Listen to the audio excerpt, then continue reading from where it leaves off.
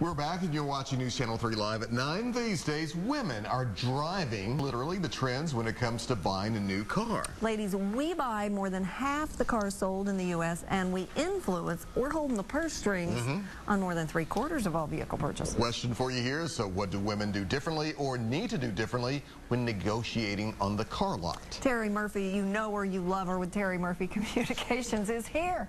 We have missed you. You are on the road consulting all over the place. Surprising statistics, like almost 85% of vehicle purchases are influenced by women. What do we look for that men don't necessarily? Well, you know, I'm doing all this research for the book on women and asking how we make decisions based on behavioral interviewing, which is a structured way of interviewing to get better answers. Okay. And so I started thinking, well, my goodness, if we could buy a car, why couldn't we just find the right man if we asked the right questions? I mean, after checking out motors and everything else. Anyway, I found out that women, it was $300 billion in car sales. Wow. Are responsible.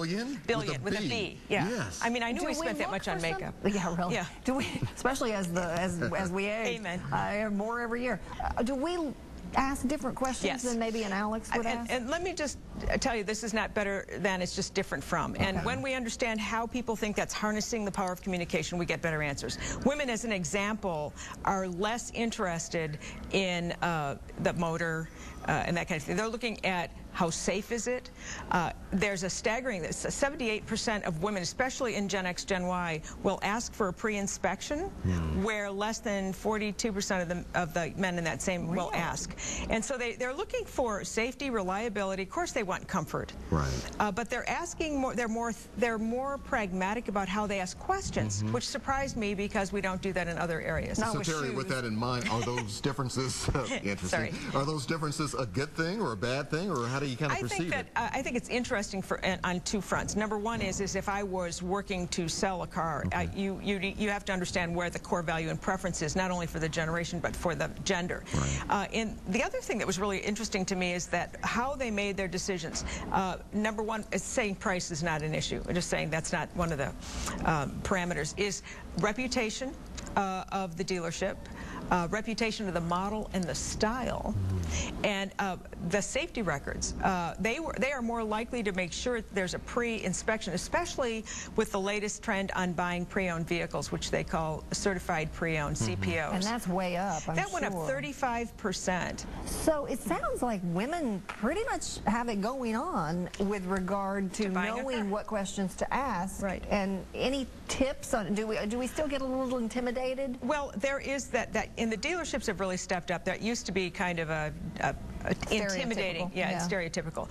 And dealerships have actually figured out that women are controlling so much of the purchasing here. So what they're saying is that women like to, they don't just browse for a car. I mean, if they're there, they're serious. And so they know that they want the facts that are important to them. They don't care about the colors necessarily or what's under the hood. Or how fast it gets or how fast 60. it goes. Yeah, they're more interested in how functional it's going to be in the long run. See and you how looking at me. I see. Well, it's okay.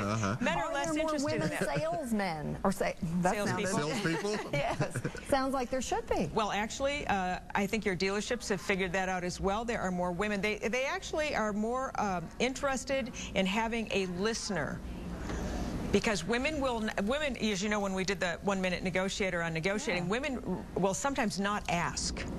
And so now with this new, what they've noticed is that women will ask tougher questions and not be intimidated about that, because at the end of the day, they make a decision that is a long-term investment. Steve, wasn't it Mr. Widener said that women make better decisions almost all the way around? Well, I think that's... Well, no, I mean, that was a man. I didn't say that. Okay. But what he said is that when you make a decision based on a long-term investment, you're asking better questions. Gotcha.